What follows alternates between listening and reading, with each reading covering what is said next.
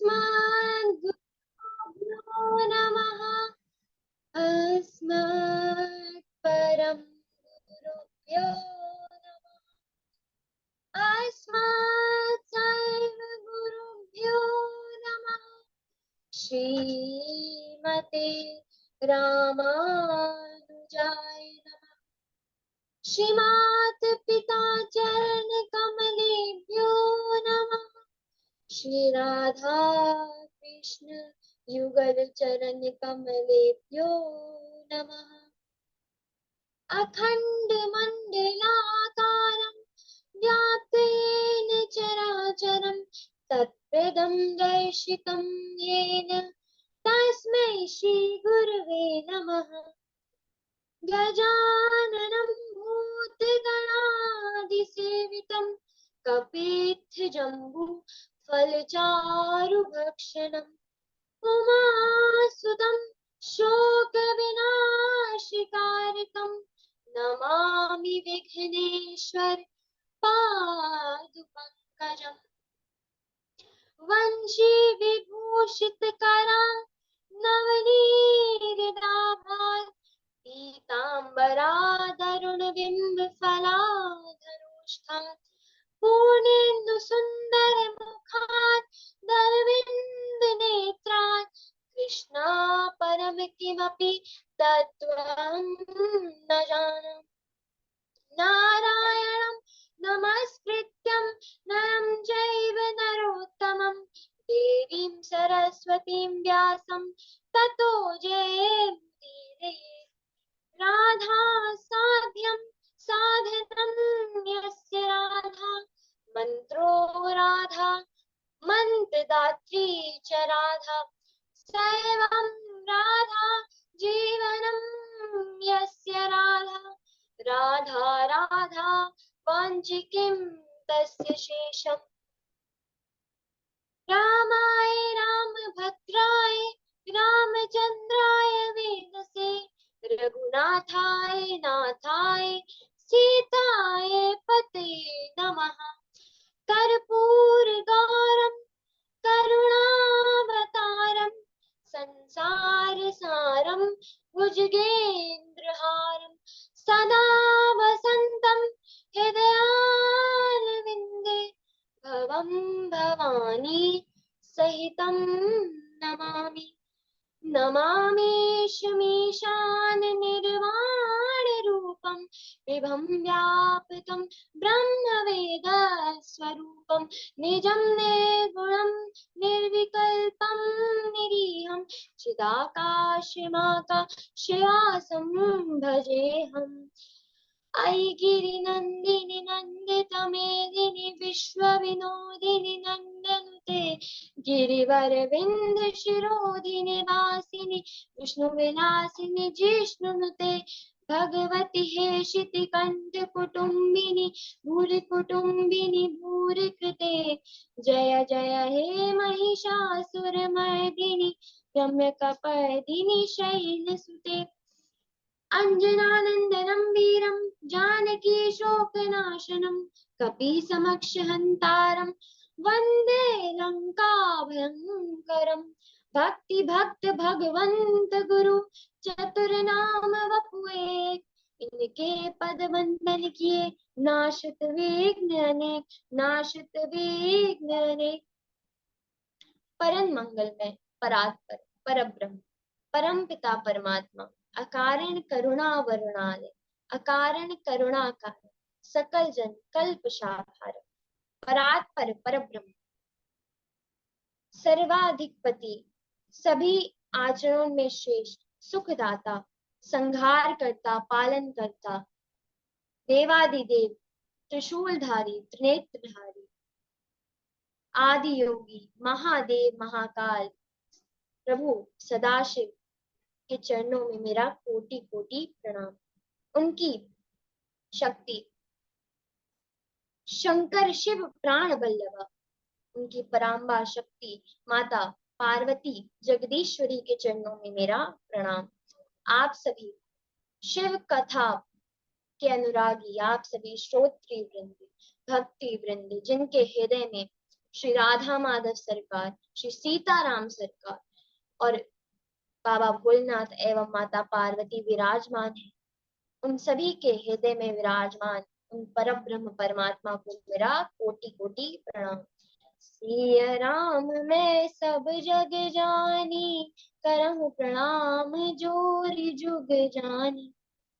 हम सभी का ये सौभाग्य है कि हम इस महा दुख का नाश करने वाली, सुख देने वाली, आनंद देने वाली, मुक्ति देने वाली प्रभु की इस कथा में हमें आने का अवसर मिला, इसे सुनने का अवसर मिला। जब करोड़ों जन्म के पुण्य उदय होते हैं तब ये अवसर मिलता है कि प्रभु की कथा में आओ और देवाधिदेव महादेव की ये सुंदर कथा सुनो। और बाबा भोलेनाथ का नाम ही भोला, भोले भंडारी है। इनको एक बार इनकी शरण में आ जाओ तो ये कृपा करेंगे, अवश्य करेंगे, गारंटी है। जैसे किसी इलेक्ट्रॉनिक आप खरीद के लाते हैं तो उसके साथ आपको एक वो मिलती है ना कि इसमें 5 साल की गारंटी है, इसमें 2 साल की गारंटी है, इसमें 10 साल की गारंटी। पर भक्त कहते हैं कि बाबा भोलेनाथ की शरण में जाओ तो जीवन भर की गारंटी है, एक बार चले जाओ फिर ये जीवन भर तुम्हें छोड़ेंगे नहीं। लोग कहते ना, वो एक भजन है कि अगर नाथ का नाम दया निधि है तो दया भी करेंगे कभी ना कभी। अरे क्यों कभी ना कभी, क्यों? हमारे भोले बाबा तो इतनी कृपा करते हैं। शब्द ठीक कीजिए और कहिए क्या, अगर नाथ का नाम दया निधि है तो दया भी करेंगे अभी ना अभी। बाबा तो तुरंत कृपा करते हैं, 1 सेकंड में, एक मिली सेकंड भी नहीं लगता है, एक क्षण भी नहीं लगता है, पलक झपकने तक का समय नहीं लगता और बाबा कृपा कर देते हैं। ऐसे बाबा भोलेनाथ की कथा में हम सब आए और ये तो इस मनुष्य जीवन का कल्याण करने वाली है, हमें प्रभु का धाम देने वाली है। देखिए, क्योंकि जीवन कैसे जीना है ये कथा ही बताती है। हमें लगता है कि हमें पता है, हम जी रहे हैं, हमें पता है जीवन क्या है। अरे हमें कुछ नहीं। जैसे माइक्रोवेव होता है या फोन होता है तो उसके साथ मैनुअल आता है कि इसे ऐसे यूज कीजिए, एसी लगाते हैं तो उसके साथ मैनुअल आता है, इसको ऐसे यूज कीजिए, इसका ऐसे इस्तेमाल करना चाहिए। अब कुछ लोग होते हैं जो उसको पढ़ते नहीं, रख देते हैं, अपने मन से करते हो, फिर वो खराब हो जाते हैं थोड़े समय के बाद। थोड़े समय तो अच्छे से चलता है, थोड़े समय बाद उसका गोविंदाय नमो नमो हो जाता है। इसलिए शरीर भी ऐसा है। देखिए, इसके साथ मैनुअल तो आया है। बाबा भोलेनाथ की एक कथा शिव महापुराण मिला है मैनुअल, पर हम पढ़ेंगे नहीं क्योंकि हम भी पामर प्राणी। पामर प्राणी मतलब जो कोई भी काम सही से ना कर सके, जैसे साधारण भाषा में मूर्ख कहते हैं। हम तो पामर हैं, हम तो वही करेंगे जो हमें अच्छा लगे। तो थोड़े समय तो शरीर का बड़ा आनंद आता है, जब तक जीते हैं तब तो बड़ा आनंद है, पर जब ये देह छोड़ देते हैं तब यमपुरी में कितनी घोर घोर यातनाएं। और कलयुग के हर मनुष्य के साथ ऐसा। इसलिए श्री सूत जी महाराज, देखिए, संत जो होते हैं ना, संत हृदय नवनीत समाना। सूत जी महाराज से शौनक जी आज कह रहे हैं कि हे सूत जी महाराज, जो कलयुग के ये मनुष्य है ना, ये बहुत पापी हैं, बहुत ही दुष्ट हैं, हरि का नाम नहीं लेने वाले हैं, ये बाबा भोलेनाथ को याद नहीं करने वाले, शिवलिंग पे जल नहीं चढ़ाने वाले हो रहे हैं, और उल्टा प्रभु के नाम पे, बाबा के नाम पे, बाबा भोलेनाथ के नाम पे प्रश्न करने वाले कि अरे क्यों चढ़ाते हैं जल, अरे इतना दूध व्यर्थ करने की क्या आवश्यकता। ऐसे पामर प्राणी है। इसलिए हे सूत जी महाराज, सूत सूत महाभाग्या, धन्य स्तम परमार्थविद, हमारे ऊपर कृपा कीजिए। सूत जी महाराज, आप परम ज्ञाता हैं, आप परम विद्वान हैं, आप में तो करोड़ों सूर्यों जितना ज्ञान है, हमारे इस अज्ञान रूपी अंधकार को दूर कीजिए। हमारे मन में बहुत हलचल मची है, व्याकुल है कि कलयुग के मनुष्यों का क्या होगा। देखिए, संत कभी अपना भला नहीं सोचता कि मेरे साथ अच्छा हो जाए। अगर संत को अवसर भी मिला है कि वो अपना भला कर ले, वो कहेगा नहीं, मैं तो जग कल्याण में लगाऊंगा, मैं तो पूरे संसार का कल्याण करूंगा। और सूत जी से शौनक जी वही कहे। शौनक जी देखिए कितने धन्य हैं कि प्रभु मेरा तो कल्याण हो, यहाँ बैठे ऋषि मुनियों का तो कल्याण हो ही हो, पर जो आगे चल के कथा सुने उनका भी कल्याण हो। तो क्या इस कथा में इतना प्रभाव है कि ये कलयुग जैसे पापी मनुष्यों का भी कल्याण कर सकती है। क्योंकि कलयुग के मनुष्य कैसे हैं? ये मानवा पाप कृतो दुराचार रता खला कामिदा निरता नित्यम ते शुध्यन्ते वैनवे। कि कैसे हैं ये कलयुग के प्राणी? दुराचारी हैं, इनमें दया नहीं है, और पापी हैं, दिन भर पाप करते हैं, झूठ बोलने वाले हैं, मिथ्या भाषण करने वाले हैं, दूसरों का झगड़ा कराने वाले हैं, दुष्ट हैं, कथा को सुनने का भाव नहीं रखते हैं, लालची हैं, कामी हैं, और ईर्ष्या करते हैं दूसरों से, क्रोधी हैं। क्या पाप नहीं है इनमें? ये मानवा पाप कृतो दुराचार रता खला कामिदा निरता नित्यम ते पिशुध्यन्ति वैनवे। कि प्रभु ऐसे प्राणियों का क्या होगा आगे चल के? कुछ कीजिए, अब आप ही इनको, इनके लिए कोई मार्ग बताइए कि ये इन पापों से छूटे। और क्या आप जो कथा सुना रहे हैं इसमें प्रभाव है? तो सूत जी जैसे एक शेर दहाड़ लगाता है, वैसे सूत जी कहते हैं हाँ इस कथा में प्रभाव है। ये पापी से पापी मनुष्य को भी पुण्य आत्मा बना देता है, उसे उन बाबा भोलेनाथ का धाम देता है। और मैं आपको एक ऐसा ही इतिहास कहता हूँ।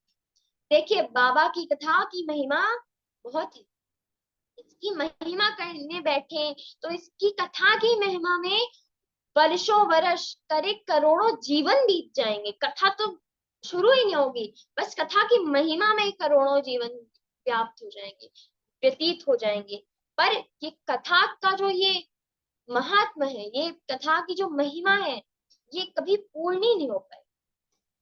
सूत जी कहते हैं जो इस कथा को सुन लेता है, जो प्रभु की शरण में आ जाता है बाबा की, तो कहते हैं सर्वधर्मा परित्यज्य माम एकम शरणम व्रजा अयम त्वा सर्व पापेभ्यो मोक्षयिष्यामि मा शुचा।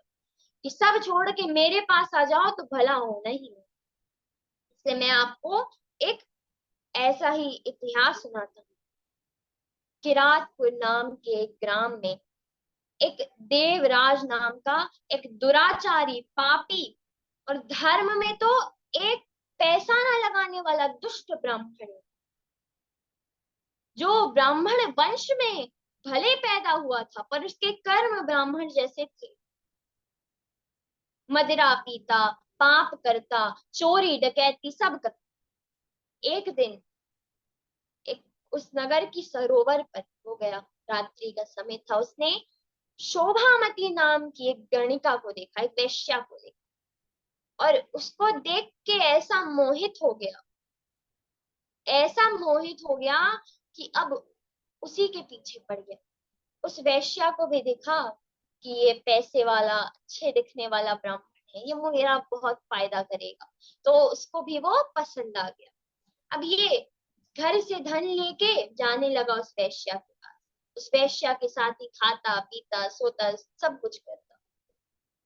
इसकी पत्नी, इसके माँ बाप सबने बड़ा समझाया। जब बड़े हमें समझाते हैं, हमारे गुरुजन हमसे बड़े, हमारे माता पिता हमारे जो हमारा अच्छा चाहते हैं, तो बड़ा बुरा लगता है कि अरे इन्हें क्या पता। आजकल के बच्चे हैं, अगर माँ बाप डांट दें कि बेटा पढ़ाई कर लो फोन मत दे, तो ऐंठ जाते हैं, क्रोध आ जाता है। अगर कह दें कि बेटा भजन कर लो सत्संग में चलो, तो फिर मुंह बन जाता। पर वहीं पर टीवी देख लो, गलत हरकतें कर लो, गलत भोजन कर लो, गलत काम कर लो, उसमें कोई दिक्कत, पार्टी कर लो, ये सब कर लो, वो बढ़िया है, पर सत्संग ना करने को बोलो। इसलिए जब बड़े समझाएं, देखिए आपका कोई अच्छा सोचने वाला, आपका कोई करीब वाला आपको कोई गलत नहीं सिखाए। माता पिता क्या वो बच्चे को गलत सिखाएंगे कि बेटा ये कर, इससे तेरा बुरा होगा, इसलिए मैं तुझे ये कह रहा हूँ ये नहीं।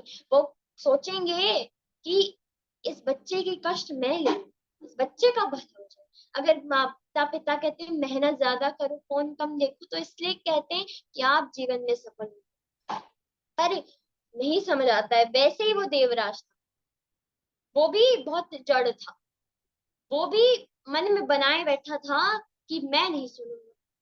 धन किसी ने दिया नहीं तो वो दुष्ट क्या करता है, प्रसुप्तान्यवधि दुष्टो धनम तेषाम तथा हरत। एक दिन रात्रि का समाप्त आकर, रात्रि के समय उसने अपने माता पिता और पत्नी को मार डाला। ऐसे ही पाप में ग्रस्त था, पाप में था, अब तो वो पाप में डूब गया। जबकि मनुष्य तन का जो लक्ष्य है वो है